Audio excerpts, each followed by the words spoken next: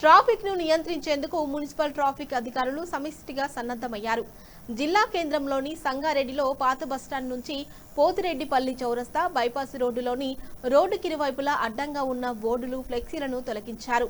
దుకాణ సముదాయాల ముందు ఏర్పాటు చేసిన షెల్టర్లను జేసీబీ సహాయంతో తొలగించి ట్రాఫిక్ ను క్లియర్ చేశారు.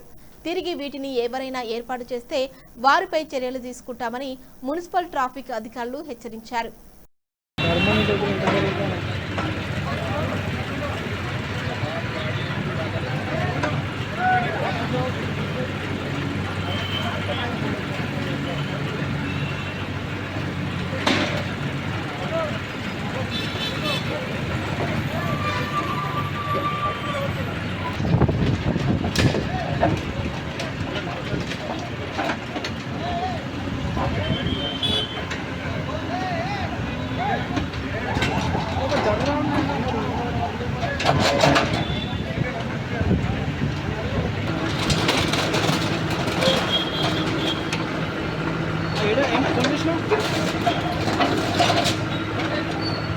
సరే సరే సరే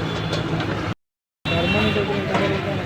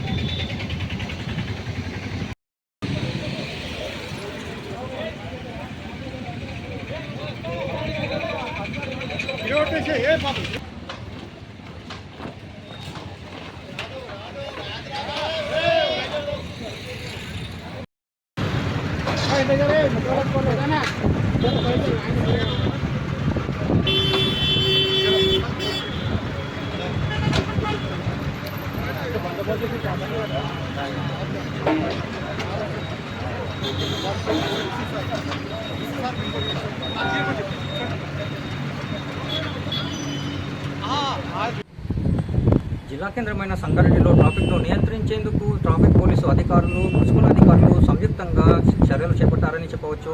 సంగారెడ్డిలోని పాత బస్టాండ్ నుంచి కొత్త బస్టాండ్ మీదుగా బైపాస్ రోడ్డు పోతిరెడ్డిపల్లి చౌరస్తా వరకు ఉన్న దుకాణ సముదాయాల వద్ద ఏర్పాటు చేసిన ఫ్లెక్సీలు కానివ్వండి, సైన్ బోర్డులు కానివ్వండి, అక్రమంగా నిర్మించిన ప్రహరీ గోడలను కానివ్వండి, జేసీబీల సహాయంతో తొలగిస్తున్న పరిస్థితి మనం చూస్తూ ఉన్నాం.